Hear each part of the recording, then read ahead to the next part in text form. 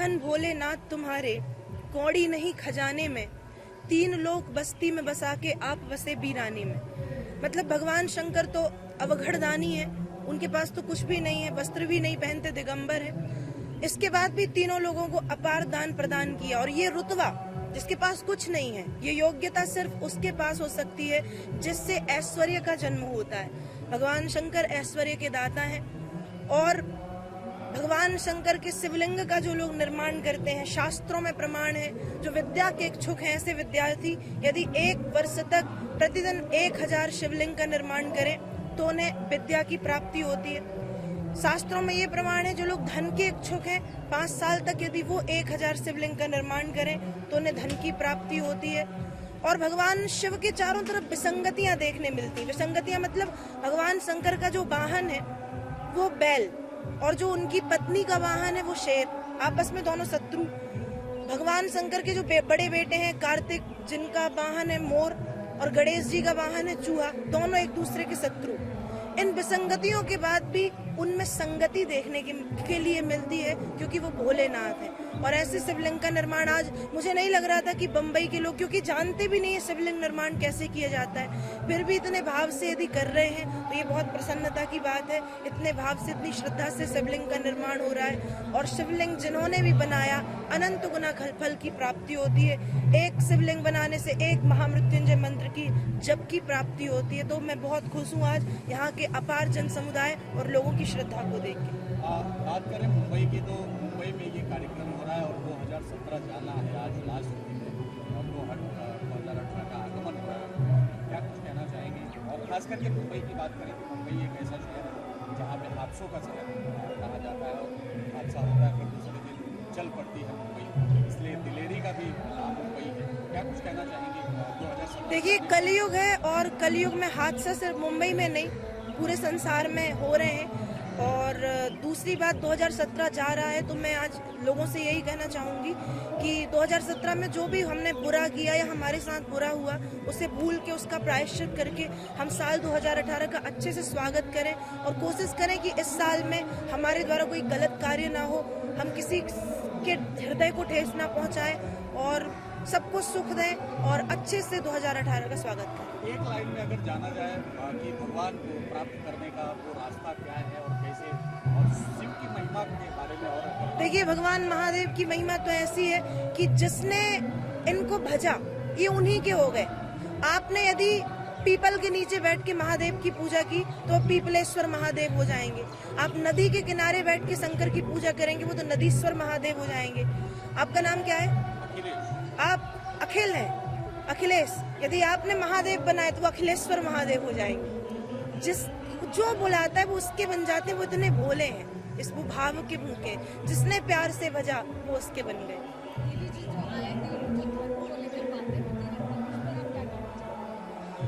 देखिए, धर्म के विषय में बातें अच्छी भी होती हैं, बातें बुरी भी होती हैं, पर आज समाज को धर्म की आवश्यकता है। धर्म के बिना कुछ भी संभव नहीं है। हर क्षेत्र में, चाहे धन का क्षेत्र हो, चाहे राजनीति का क्षेत्र हो, हर क्षेत्र में धर्म का एक महत्वपूर्ण स्थान है। तो मैं यही कहूंगी कि लोग धर्मवान बने और अपने सनातन धर्म का प्रचार प्रसार करें। प्राची जी, अभी अखाड़ा परिषद ने जो ढोंगी साधु उनके बारे में एक लिस्ट जारी की, अगले 14 लोगों की जारी की गई, अभी 2-4 लोगों की जारी की गई है। इस बारे में क्या कहना चाहेगी, जो समाज में भ्रम फैलाते हैं और दुष्प्रचार करते हैं? जी हाँ, वो बहुत जरूरी है, क्योंकि समाज में मैंने भी देखा है कि ऐसे बहुत से कई लोग हैं। अखाड़ा परिषद ने, हमारे संत जनों ने, महात्माओं ने जो निर्णय लिया है वो बहुत अच्छा लिया है। मैं तो चाहती हूँ कि एक परीक्षा होनी चाहिए।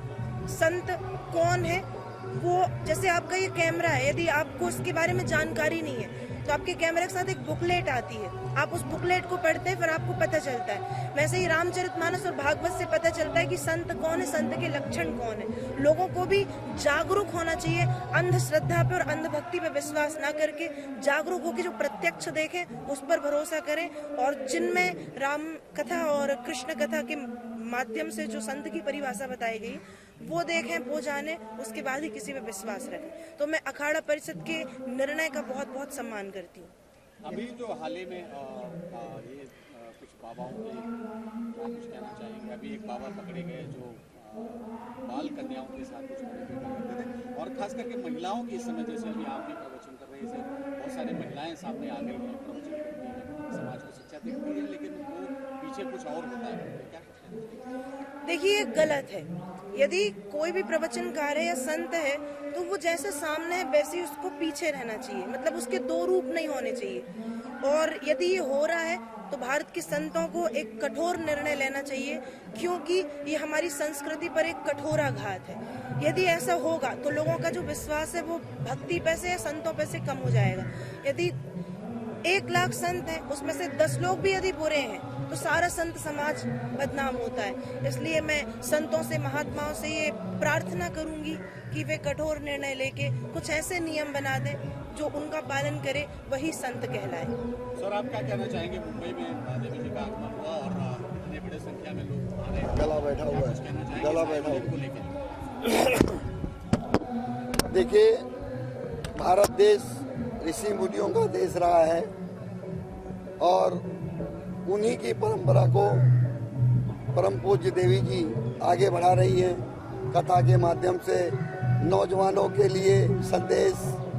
और आज यहाँ पर इन्होंने परसों ही डिसीजन लिया कि हमें 1.25 लाख शिवलिंग बनाने हैं। वो उत्सव परसों का लिया हुआ है और महिलाओं से इन्होंने एक शब्द बोला और महिलाएं सुबह 7:30 बजे से यहाँ पर आकर के बना रही हैं।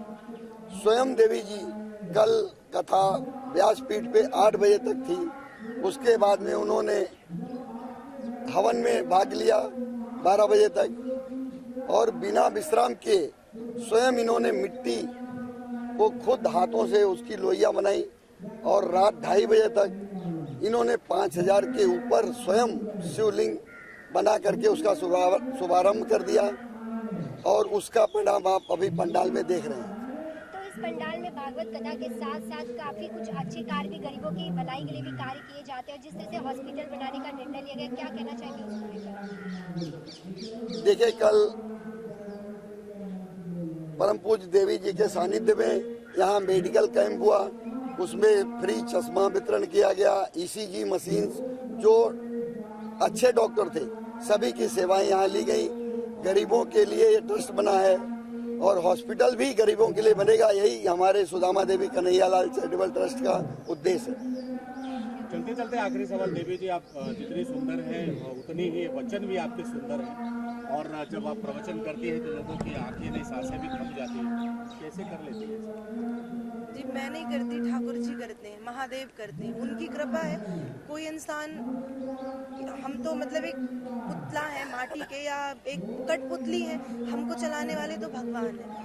यदि उनने सुंदरता दी है, यदि उनने वाणी दी है, तो ये हमसे नहीं है, ये उन्हीं से प्राप्त है। तो मैं उन्हीं को धन्यवाद दूंगी कि उनने अपनी सेवा के योग्य मुझे समझा। चलते चलते आखिरी सवाल, जो लोग आज निकलेंगे, 31 है, लोग ड्रिंक करते हैं, ड्राइव करते हैं, उनको क्या संदेश देना? मैं यही कहूंगी कि हम भारतीय संस्कृति से ओतप्रोत लोग हैं, हम सनातन धर्मावलंबी हैं और ये जो शराब है या जो भी है वो पश्चिमी सभ्यता है। तो पश्चिमी लोग क्या करें उससे हमें कोई लेना देना नहीं होना चाहिए। हमारी संस्कृति जो कहती है कि दीपक जलाएं, हम भजन करें, हम एक सुंदर उपदेश दें, तो मैं वही चाहूंगी युवाओं से, युवतियों से कि जो गलत मार्ग पर पश्चिमी सभ्यता को अपना रहे हैं उनकी नकल ना करें, वे खुद ऐसा करें, सनातन धर्म को इतना आगे बढ़ा दें कि पश्चिमी देशों के लोग हमारी नकल करें।